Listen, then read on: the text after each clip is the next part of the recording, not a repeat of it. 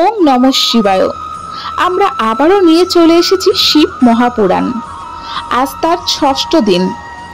এর আগে অধ্যায় ১, ২, ৩, ৪ এবং ৫ যারা এই ভিডিওগুলি দেখেননি, ডেসক্রিপশন বক্সে লিঙ্ক দেওয়া আছে, সেখান থেকে গিয়ে আপনারা দেখে নিতে পারেন। তো চলুন আমাদের আজকের ভিডিওটি শুরু করা যাক। শ্রাবণ মাসে যা ভগবান শিবের প্রিয়, আমরা সকলেই শুনেছি সেই মহান শিবপুরাণের কাহিনী, যা শিবের গুণগান দ্বারা পরিপূর্ণ। ঋষিরা প্রশ্ন করলেন, হে প্রভু, অগ্নিযজ্ঞ, দেবযজ্ঞ, ব্রহ্মযজ্ঞ, গুরু পূজা ও ব্রাহ্মণ তৃপ্তির বিষয়টি আমাদের অনুগ্রহ করে বলুন। তখন সুত গোস্বামী উত্তর দিলেন, গৃহস্থ মানুষ যখন সকাল ও সন্ধ্যার অগ্নিতে চাল ইত্যাদি দ্রব্য হোমিকা রূপে নিবেদন করেন, সেটাই অগ্নিযজ্ঞ নামে পরিচিত। যারা ব্রহ্মচর্যাশ্রমে অবস্থান করে তাদের জন্য অগ্নি প্রতিষ্ঠা করাই অগ্নিযজ্ঞ। যারা বাহ্যিক অগ্নিকে ত্যাগ করে আত্মাকে অগ্নিরূপে স্বীকার করেছেন, অর্থাৎ সন্ন্যাসী বা বনবাসী, তাদের জন্য পরিচিত এবং বিশুদ্ধ খাদ্য গ্রহণ করাটাই অগ্নিযজ্ঞ। সন্ধ্যায় অর্ঘ্য ধন প্রদানকারী হয় এবং প্রাতকালে অর্ঘ্য আয়ুর বর্ধক হয়। দেবযজ্ঞ ও ব্রহ্মযজ্ঞ কি? দেবতাদের উদ্দেশ্যে অগ্নিতে যা আহুতি দেওয়া হয় তাই দেবযজ্ঞ নামে পরিচিত। চূড়াকরণ ইত্যাদি যজ্ঞ সংক্রান্ত সংস্কারমূলক সমূহকে দেবযজ্ঞের অন্তর্ভুক্ত ধরা হয়। ব্রহ্মযজ্ঞ হল ব্রাহ্মণদের নিত্য সন্ধ্যায় বা বেদের পাঠ। ব্রাহ্মণদের উচিত প্রাতকর্মের পর থেকে সন্ধ্যা পর্যন্ত ব্রহ্মযজ্ঞ করা। সপ্তবার বা দেবতাদের অবস্থান। সৃষ্টির শুরুতেই শিব বলেছেন, জীবজগতের কল্যাণের জন্য সপ্তাহের দিনগুলি সৃষ্টি করা হয়েছে। এই দিনগুলি যথাক্রমে বিভিন্ন দেবতার অধীন করা হয়। যেমন রবিবার দিন সূর্যদেবের পূজা করা হয় এবং তার ফলে রোগ নিরাময় হয়।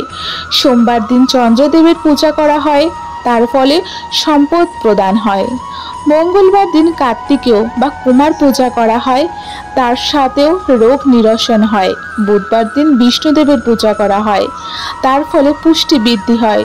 বৃহস্পতিবার দিন ব্রহ্মার পূজা করা হয়, যার ফলে আয়ুর বৃদ্ধি হয়। শুক্রবার দিন ইন্দ্রের পূজা করা হয়, তার ফলে ভোগ লাভ হয়। এবং শনিবার দিন যমের পূজা করা হয়, অর্থাৎ অকাল মৃত্যুর হাত থেকে রক্ষা পায়। বার এবং পূজা পদ্ধতি। রবিবার সূর্যের পূজা করে ব্রাহ্মণদের আহার দিন। সোমবার দিন লক্ষ্মী দেবীর পূজা করে সপত্নীক ব্রাহ্মণদের অন্নদান করুন। মঙ্গলবার দিন রোগ শান্তির জন্য কালী পূজা করে ডালের অন্ন বিতরণ করুন। বুধবার দিন দধিযুক্ত অন্নে বিষ্ণু পূজা করে সন্তান ও বন্ধু বুদ্ধির আশীর্বাদ পাওয়া যায়। বৃহস্পতিবার দিন দেবতাদের পূজা করে ধৃত মিশ্রিত ক্ষীর ও বস্ত্র দান করুন। শুক্রবার দিন একাগ্র চিত্তে পূজা করে সর্বপ্রকার ভোগ লাভ করুন এবং শনিবার দিন রুদ্র পূজা ও তিল হোম করে শনি শান্তি প্রার্থনা করুন। দেশ ও কালের মাহাত্ম্য। স্থানের গুরুত্বের স্তরক্রম। ১. নিজের ঘর। ২. গোশালায় করলে ১০ গুণ মুক্তি প্রাপ্ত হয়। জলাশয় তীরে করলে ১০ গুণ। বেদ, তুলসী বা পিপল বৃক্ষমূলেও ১০ গুণ। মন্দির, তীর্থ, নদী তীর, তীর্থে গঙ্গা তীর, সপ্ত গঙ্গার তীর যেমন গঙ্গা, গোদাবরী, কাবেরী, তাম্রপর্ণী, সিন্ধু, সরজ, নর্মদা। সমুদ্র তীরেও ১০ গুণ। পর্বতশৃঙ্গ। এর সর্বোত্তম স্থান হলো যেখানে মন শান্তি পায়। সত্যযুগে পুণ্যফল লাভ করা হয়। ত্রেতা যুগে ৩-এর ৪, দ্বাপর যুগের অর্ধেক এবং কলিতেও অর্ধেক, আধা কলি অতীত ১/৪-এর ১/৪। বিশেষ তিথির ফল। সংক্রান্তিতে কাজ করলে ১০ গুণ ফল লাভ হয়। বিষ্ণু যোগে কাজ করলেও ১০ গুণ ফল লাভ হয়। এছাড়াও কর্কট সংক্রান্তি, মকর সংক্রান্তি, চন্দ্রগ্রহণ এগুলিতে কাজ করলে ১০ গুণ ফল প্রদান পাওয়া যায়। সূর্যগ্রহণ হলো সর্বোত্তম এবং রোগরাশক। মহাপুরাণ, মহাপুরুষ সঙ্গ কোটি কোটি সূর্যগ্রহণের থেকেও পবিত্র। দান। যেমন গরু দান করলে আপনারা শরীর, বাক, মন পাপ থেকে নিরাশ পাবেন। ভূমি দান করলে ইহ ও পরলোকে শ্রয় পাবেন। তিল দান করলে বল বৃদ্ধি হবে। সোনা দান করলে অগ্নি, বুদ্ধি ও শক্তি হবে। ঘি দান করলে পুষ্টি হবে। বস্ত্র দান করলে আয়ু বৃদ্ধি পাবে, ধান দান করলে ধনবৃদ্ধির কারণ হবে, গুড় দান করলে মধুর আহার হবে, রূপা দান করলে বীর্য বৃদ্ধির উপায় হবে, নুন অর্থাৎ লবণ দান করলে সরস রসযুক্ত আহার হবে এবং কন্যাদান জীবনের সর্বোচ্চ ভোগ প্রদানকারী দান। ওম ও পঞ্চাক্ষর মন্ত্র। ওম শব্দকে প্রণব বলা হয়। ওম প্রকৃত থেকে শুরু হওয়া প্রপঞ্চেশ বিনাশক মুক্তির নৌকা। নম শিবায় এই পঞ্চাক্ষর মন্ত্রই স্থূল প্রণব। 108 কোটি প্রণব জপের মানব মুক্তি লাভ করে। পার্থিব শিবলিঙ্গ পূজা। নদী, কুয়ো বা পুকুর থেকে শুদ্ধ কাদা তুলে তা ঘন করে শিবলিঙ্গ বানিয়ে পূজা করতে হয়। গন্ধ, ফুল, ফল, ধূপ, দীপ, নৈবেদ্য, জপ, নমস্কার এই 16 উপাচারে শিবের পূজা করতে হয়। স্নান, আত্মশুদ্ধি, গন্ধ, পূর্ণ, নৈবেদ্য, আয়ু, ধূপ, ধন, দীপ, জ্ঞান, তাম্বুল, ভোগ। প্রতিদিন একবেলা খাবেন, মৌন থাকবেন, ইন্দ্রিয় নিগ্রহ করবেন। 5 লক্ষ জপে শুদ্ধ হয়। এরপর আরো 5 লক্ষ জপে 14 ভূলোকের উপর অধিকার হয়। মৃত্যুর পূর্বে যদি পূর্ণ না হয় পরজন্মে আবার পূরণ করতে হবে। একবার সৌরভ মুনি সহ সমস্ত মুনিরা সুত গোস্বামীর কাছে জিজ্ঞাসা করলেন, শিব মহাপুরাণে পার্থিব লিঙ্গ পূজা, বদ্ধ ও মুক্ত জীব এবং মোক্ষ তত্ত্ব কি? তখন সুত গোস্বামী বললেন, সাধকের উচিত যে তিনি যদি 5 লক্ষ জপ সম্পন্ন করেন তবে তারপরে ভগবান শিবকে প্রসন্ন করার জন্য মহা অভিষেক ও নৈবেদ্য নিবেদন করে শিব ভক্তদের পূজা করুন, কারণ ভক্তদের পূজায় ভগবান শিব অত্যন্ত সন্তুষ্ট হয়। বন্ধন ও মোক্ষ কি? তখন ঋষি মুনিরা প্রশ্ন করলেন, হে সর্বজ্ঞদের মধ্যে শ্রেষ্ঠ সুত গোস্বামী, বন্ধন ও মোক্ষের প্রকৃতি আসলে কি? আমাদের তা খুলে বলুন। তখন সুত গোস্বামী বললেন, হে মহর্ষিগণ, আপনারা শ্রদ্ধা সহকারে শুনুন। যে জীব প্রতিটি ও অন্যায়ের 8টি বন্ধনে আবদ্ধ থাকে তাদের বদ্ধ বলা হয়, আর যে জীব এই 8টি বন্ধনের ঊর্ধ্বে সে মুক্ত। প্রকৃত প্রভৃতি 8 উপাদানকে জয় করাই মোক্ষ। বন্ধন আস্থায়ী, বহিরাগত এবং অস্থায়ী, কিন্তু মোক্ষ চিরন্তন ও সহজাত। যখন বদ্ধ জীব এই বন্ধনগুলি কাটিয়ে ওঠে তখন সে মুক্ত জীব হয়ে ওঠে। 8টি বন্ধন কি? জ্ঞানী পুরুষেরা এই 8টি বন্ধনকে চিহ্নিত করেছেন প্রকৃতি, বুদ্ধি, ত্রিগুণ সম্পন্ন অহংকার, শব্দ, স্পর্শ, রূপ, রস এবং গন্ধ, অর্থাৎ 5টি তৎমাত্রা। এই 8টির সম্মিলনে শরীরের সৃষ্টি হয়। শরীর থেকে কর্মের উৎপত্তি হয় এবং কর্ম থেকে নতুন শরীর লাভ হয়। এভাবেই পুনরাবৃত্ত জন্ম ও কর্মচক্র চলতে থাকে। শরীর 3 ধরনের। স্থূল শরীর অর্থাৎ জাগ্রত অবস্থায় কর্ম করে, সূক্ষ্ম শরীর অর্থাৎ জাগ্রত ও স্বপ্নাবস্থায় ইন্দ্রিয় ভোগ দেয়, এবং কারণ শরীর অর্থাৎ নিদ্রাবস্থায় আত্মনন্দের অনুভব করায়। পার্থিব লিঙ্গের মাহাত্ম্য কি? তখন সুত গোস্বামী বললেন, হে মহর্ষিগণ, এখন আমি সেই ব্যক্তিদের জন্য পার্থিব পূজার নিয়ম বলছি যারা বৈদিক কর্মে শ্রদ্ধা রাখে। এই পূজা পদ্ধতি ভোগ ও মোক্ষ উভয়ই প্রদান করে। পার্থিব পূজার শাস্ত্রসম্মত পদ্ধতি: স্নান ও সন্ধ্যাকালের উপাসনা করে ব্রহ্মযজ্ঞ করুন। এরপর দেবতা, ঋষি, মনুষ্য এবং পিতৃদের তর্পণ করুন। তারপর নিজের ইচ্ছামতো নিত্যকর্ম সম্পন্ন করে শিব স্মরণ করে ভস্ম ও রুদ্রাক্ষ ধারণ করুন। তারপর উদ্রতর ভাবনা ও ভক্তি সহকারে পার্থিব লিঙ্গের পূজা করুন, যা ভোগ ও মোক্ষ দুই প্রদান করবে। পার্থিব লিঙ্গ কিভাবে বানাবেন বা কোথায় বানাবেন? পার্থিব লিঙ্গ আপনারা বানাবেন নদী তীরে বা পুকুর ধারে, পর্বতে, অরণ্যে, শিব মন্দিরে অথবা যে কোনো পবিত্র স্থানে। পবিত্র মাটি সংগ্রহ করে শুদ্ধ করে তা দিয়ে শিবলিঙ্গ তৈরি করুন। ব্রাহ্মণদের জন্য সাদা মাটি দিয়ে লিঙ্গ তৈরি করতে হবে, ক্ষত্রিয়দের জন্য লাল মাটি, বৈশ্যদের জন্য হলুদ এবং শূদ্রদের জন্য কালো। পরে সেই মাটির পিণ্ড তৈরি করে সুন্দরভাবে শিবলিঙ্গ গঠন করুন। পূজার পদ্ধতি: ভক্তি ভরে ভোগ ও মোক্ষ কামনায় পূজা করুন। পঞ্চাক্ষর মন্ত্র নমঃ শিবায় অথবা গুরু প্রদত্ত শিব মন্ত্রে 16 উপাচারে পূজা করুন। পার্থিব লিঙ্গ পূজা ভগবান শিবের সহস্র নাম দ্বারা করা হয় এবং এটি সমস্ত কামনা পূর্ণ করে। শেষে অক্ষত ও ফুল নিবেদন করুন। ভক্তিভরে সাষ্টাঙ্গ প্রণাম করুন। তারপর ইষ্টদেবের পরিক্রমা করুন। পরে স্তুতি দ্বারা ভগবান শিবের বন্দনা করুন। এভাবেই পূর্ণরূপে শাস্ত্রসম্মত পার্থিব পূজা সম্পন্ন হয়। কলিযুগের শ্রেষ্ঠ উপাসনা কি? তখন সূত গোস্বামী বললেন, কলিযুগে শিবলিঙ্গ পূজার মতো উত্তম কোনো উপায় নেই। শিবলিঙ্গ ভোগ ও মোক্ষ উভয়ই দান করে। শিবলিঙ্গের শ্রেণীবিভাগ। শিবলিঙ্গকে 3টি ভাগে ভাগ করা যায়। উত্তম শিবলিঙ্গ অর্থাৎ 4 আঙুল উচ্চ, সুন্দর শাস্ত্রীয় নিয়মে নির্ধারিত। মধ্যম অর্থাৎ তার অর্ধেক উচ্চতা, আর অধম তারও অর্ধেক উচ্চতা। এই 3 বর্ণের লিঙ্গ বৈধ এবং পূজার যোগ্য। এই অংশ থেকে আমরা বুঝতে পেরেছি যে বদ্ধতা মানেই প্রকৃতির দাসত্ব, মুক্তি মানেই প্রকৃতি জয় করে আত্মার নিজ রূপে প্রতিষ্ঠা করেছে। শিবলিঙ্গ পূজার বিধি, নৈবেদ্য ভক্ষণ এবং বেলগাছের মাহাত্ম্য।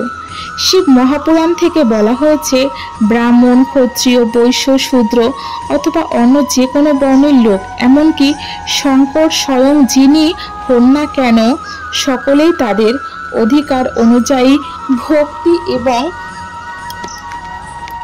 সম্মানের সঙ্গে শিবলিঙ্গের পূজা করতে পারেন। শিবলিঙ্গ পূজনের অধিকার নারীদের ও অন্য সকলেরও আছে।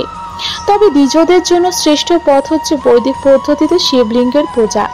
শিবের পূজা সর্বদা উত্তর অভিমুখী হয়ে পবিত্র মনোভাব সহকারে করা উচিত। যেখানে শিবলিঙ্গ স্থাপিত হবে সেখানে পূর্ব দিকে মুখ করে বসানো বা দাঁড়ানো উচিত নয়, কারণ সেই দিকটি শিবের সম্মুখীর অংশ। তদ্রূপ উত্তর দিকে বসাও অনুচিত, কারণ সেটি শিবের বাম দিক, যেখানে মা পার্বতী শক্তিরূপে বিরাজমান করেছে। পশ্চিম দিকেও বসা উচিত নয়, কারণ সেটি শিবের পশ্চাৎ ভাগ। অতএব শুধু দক্ষিণ দিকই গ্রহণযোগ্য, অর্থাৎ পূজারীকে শিবলিঙ্গের দক্ষিণে মুখ উত্তরের দিকে করে বসে পূজা করতে হবে।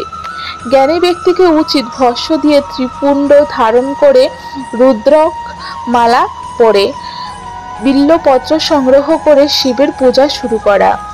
যদি পূজা শুরুর সময় ভস্য পাওয়া না যায় তবে মাটির দ্বারা ললাটে ত্রিপুণ্ড আঁকতে হবে। এইসব শুনে ঋষিরা প্রশ্ন করলেন, হে মুনি, আমরা শুনেছি যে শিবের নৈবেদ্য গ্রহণ করা উচিত নয়। এ বিষয়ে শাস্ত্র কি বলে, এবং দয়া করে আপনি বেলপাতার মাহাত্ম্যও বলুন। তখন সূত গোস্বামী বললেন, হে মুনিগণ, যে ব্যক্তি শিবের ভক্ত, যিনি বাহ্যিক ও অভ্যন্তরীণভাবে শুদ্ধ, উত্তম ব্রত পালন এবং দৃঢ় সংকল্পের অটল থাকে, তিনি শিবের নৈবেদ্য অবশ্যই গ্রহণ করতে পারবেন। শিবের নৈবেদ্য অগ্রাহ্য, এই ধারণা মনের মধ্যে থেকে দূর করুন। শিব নৈবেদ্য শুধু দর্শনের মাধ্যমে সমস্ত পথ দূর হয় তাই নয়, তাহলে যে খেলো সে অগণিত পুণ্য অর্জন হয়। শিবের নৈবেদ্য প্রাপ্ত হলে তা মাথা নিচু করে আনন্দ সহকারে গ্রহণ করা উচিত এবং শিব স্মরণ করে তা ভোজন করা উচিত। যে ব্যক্তি শিব দীক্ষিত তার জন্য শিব নৈবেদ্য মহাপ্রসাদ এবং তা অবশ্যই ভক্ষণযোগ্য। শিব নৈবেদ্য ভোজন চন্দ্রায়ণ ব্রতের মতোই পালন করা হয়। শিব মহাপুরাণ। যদি কোনো ব্রহ্ম হত্যাকারী শিবলিঙ্গ মাল্য অর্থাৎ শিবের পূজায় ব্যবহৃত দ্রব্য গ্রহণ করে বা মাথায় ধারণ করে তবে তার পাপ ধ্বংস হয়ে যায়। যে ব্যক্তি শিবলিঙ্গকে স্নান করিয়ে সেই জল দ্বারা 3 বার আচমন করে তা দেহকৃতিক, বাক্যকৃত ও মনকৃত পাপ দূর হয়। তবে মনে রাখতে হবে, যে দ্রব্য শিবলিঙ্গের উপর অর্পণ করা হয়েছে তা অগ্রাহ্য, অর্থাৎ খাবার অনুপযুক্ত কিনা। কিন্তু যে সমস্ত দ্রব্য নিয়ে লিঙ্গে স্পর্শ না করিয়েও তর্পণ করা হচ্ছে সেগুলি অত্যন্ত পবিত্র, গ্রহণযোগ্য। এভাবেই নৈবেদ্য সম্পর্কে শাস্ত্রের সিদ্ধান্ত ব্যাখ্যা করা হয়েছে। এবার শুনুন বিল্বপত্রের মাহাত্ম্য। বিল্ল গাছ স্বয়ং মহাদেবের রূপ। দেবতাগণ পর্যন্ত এই বিল্ল বৃক্ষের স্তব করেন। তবে সমুদ্র এই বিষ্ণু বৃক্ষের মূল অংশে অবস্থান করে। যে পুণ্যবান ব্যক্তি বিল্লপত্রের কাছে শিবলিঙ্গ স্থাপন করে মহাদেবের পূজা করেন তিনি নিশ্চিতভাবে শিবপদ লাভ করবেন। যে ব্যক্তি বিল্ল মূলের কাছে নিজের মস্তক ধৌত করে তিনি সমস্ত তীর্থে স্নানের ফল লাভ করে। বিল্ল মূলের তলায় জলপূর্ণ থালা দেখে মহাদেব অতিশয় প্রসন্ন হন। যে ব্যক্তি গন্ধ পুষ্প ইত্যাদি দ্বারা বিল্ল মঙ্গল পূজা করে সে শিবলিঙ্গ লাভ করে এবং সে সংসারে সুখ সম্পত্তি বৃদ্ধি পায়। যে ব্যক্তি বিল্ল পুণ্যের মধ্যে একজন ভক্ত শিব ভক্ত বা ভক্তি সহকারে আহার করেন সে কোটি গুণের পুণ্য অর্জন করে। এবং যে ব্যক্তি বিল্লমূলের নিকটে অবস্থান করে না ঘৃতযুক্ত জল প্রদানকারী সে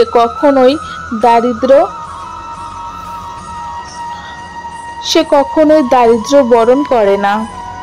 হে ব্রাহ্মণগণ, এভাবেই আমি সম্পূর্ণ শিবলিঙ্গ পূজার বিধি আপনাদের শ্রবণ করালাম।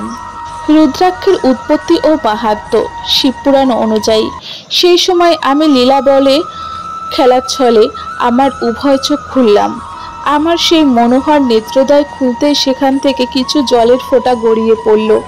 সেই অশ্রুবিন্দুগুলো সেখান থেকে নতুন বৃক্ষের সৃষ্টি হলো, যার নাম রুদ্রাক্ষ। সেই অশ্রুবিন্দুরাই ভক্তিদের প্রতি করুণা প্রদর্শনের উদ্দেশ্যে স্থাবর রূপ ধারণ করে। আমি সেই রুদ্রাক্ষগুলো বিষ্ণুযুক্ত ও চারধামের মানুষদের মধ্যে বিতরণ করলাম। এভাবেই ভূপৃষ্ঠ আমার প্রিয় রুদ্রাক্ষগুলি আমার গোদাবরী দেশ এ উৎপাদন করলো। মথুরা, অযোধ্যা, লঙ্কা, মাল্যচল, সহ্যগিরি, কাশী এবং অন্যান্য দেশেও আমি রুদ্রাক্ষের আয়ু অঙ্কুর ছিটিয়ে দিলাম। এই উত্তম রুদ্রাক্ষগুলি অসহ্যনীয় পাপসমূহকে ধ্বংস করে। শ্রুতির প্রেরণা জাগায় আমার আজ্ঞায় এই রুদ্রাক্ষগুলি ব্রাহ্মণ, ক্ষত্রিয়, বৈশ্য ও শূদ্র এই চার জাতিভেদে পৃথিবীতে প্রকাশ পায়। সকল মানুষের উচিত নিজের বর্ণ অনুযায়ী যথাযথ মোক্ষ ধারণ করা। ভোগ ও মোক্ষের ইচ্ছা যাদের কাছে তারাই বর্ণের সকল মানুষকে এবং বিশেষত শিবভক্তদের উচিত অতি পবিত্র সন্তানটির জন্য রুদ্রাক্ষ ধারণ করুন। যে রুদ্রাক্ষ আমলকি ফলের সমান তা সর্বোৎকৃষ্ট বলে বিবেচিত। যে রুদ্রাক্ষ বের অর্থাৎ বের বা কাশফুলের সমান তার মাধ্যমে মানায়। আর যে রুদ্রাক্ষ আমার চানার ছোলার সমান ছোট তা নিয়ে কোটি কোটি ঘন্টা। তবে একটি কথাও মনে রাখতে হবে যে রুদ্রাক্ষ বের হলে